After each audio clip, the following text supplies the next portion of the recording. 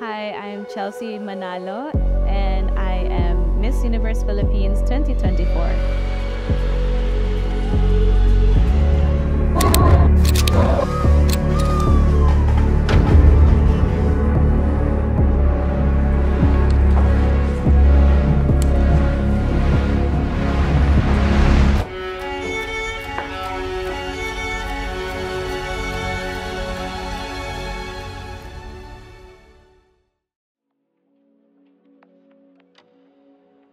Yung relationship ko with my parents, iba kasi siya. So I think the way to describe it is as if like sila yung best friend ko. Si Mommy, she is supportive, loving, and kikay. Nung bata siya, mahilig talaga siya sa music. So doon ko nadinig nung bata siya na maganda palang boses ng anak ko. Sabi ko, singer ito paglaki. Actually, tinuruan niya din ako mag-save. Bata pa lang ako, meron na siyang alkansiyang binigay sa akin. Kasi ginagawa ko noon, maglilinis ako ng bahay, mag-uurong din ako, and then I would ask money. So ginawa niya, binigyan niya ako ng alkansya. Binibili namin siya, hindi ganun kaluho. Pag kaya, bibili. Pero pag hindi, sasabihan na namin siya, wala tayong pera ngayon. So, hindi mo na tayo bibili. Sa susunod na lang. Actually, ngayon, isa sa mga hobby ko na ngayon is maglinis ng bahay. Dahil dun sa naituro sa akin ng parents ko. Not because there's a reward, pero medyo therapeutic pala siya. Si Chelsea, nung bata yan, pala siya yung batang palasunod, hindi naman siya mahirap alagaan. Minsan, nandun na ako muna ang mag-aalaga sa kanya. Ipopony niya yung hair ko. Ang tagal namin sa bahay. Kasi sasabihin ko, Daddy, hindi naman pantay. Hindi naman ganyan yung pony. It's a fun story kasi even though hindi niya yun ginagawa at hindi naman siya sanay magbuhok, he would still do it for me. Minsan sasabihin ni Mami, si Chelsea ganito may sasalihan. Sige lang, walang problema. Kung kaya naman sasali sa mga pageant. Kung ano yung meron ka, ilalaban mo yan. Ilalaban natin yan. Tutulungan kita. Susuportahan ka namin. He's hardworking. Yun yung unang-una. Very hardworking. Very patient. And loving. Sometimes, naku-question ko din siya na bakit nandito pa din siya trying to love me and my mom na ang dami nang nangyari. Pero he's still there. Siya yung hindi talaga napapagod.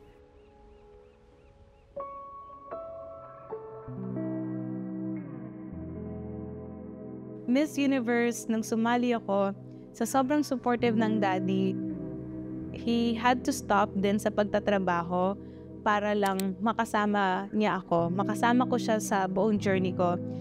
Day 1 from Miss Universe hanggang ngayon, he's still here to support me. Minsan, nandun na, nahirapan na siya talagang, Daddy, hindi ko na kaya. Hindi, tatayo ka.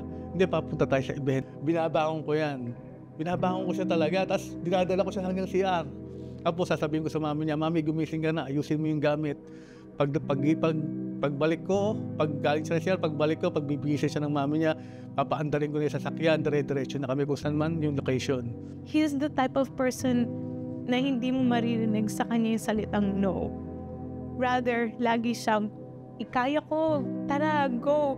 Sa pangarap ko, go lang, gawin mo yan. Never siyang naging barrier to anything na gusto kong gawin at sa mommy. I really love him so much. Ang number 1 ko siya sinuportahan is the singing and the pageant. All out naman ako sa support. Gusto kong maranasan ang anak ko na maganda kasi siya.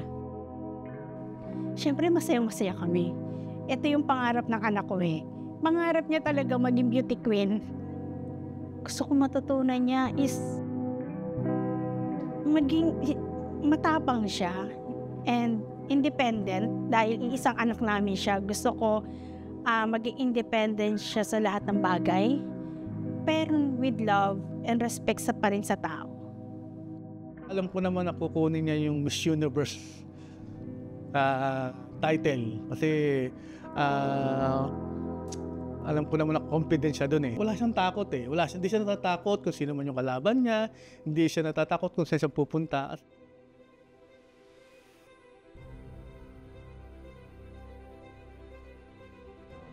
It's my coping mechanism, pero sasabihin ko sa kanila, ano ba yan, Daddy? May white hair ka na.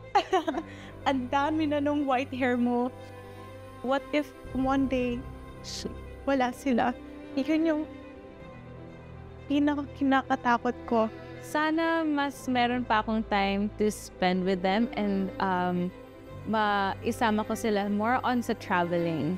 Yan, kasi dream din naman nila yan to travel. Ang mommy at ang daddy, they are not getting any younger. So, kung ano man yung mga nagiging opportunities ko, I wanna share it with them.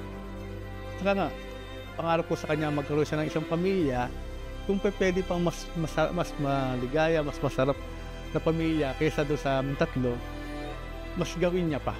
Alam naman niya kung gaano namin siya kamahal ng daddy niya. Love na love ko siya. Kahit anong mangyari, nandito ako para sa kanya. Mahal na mahal namin siya. Lagi kang mag-iingat and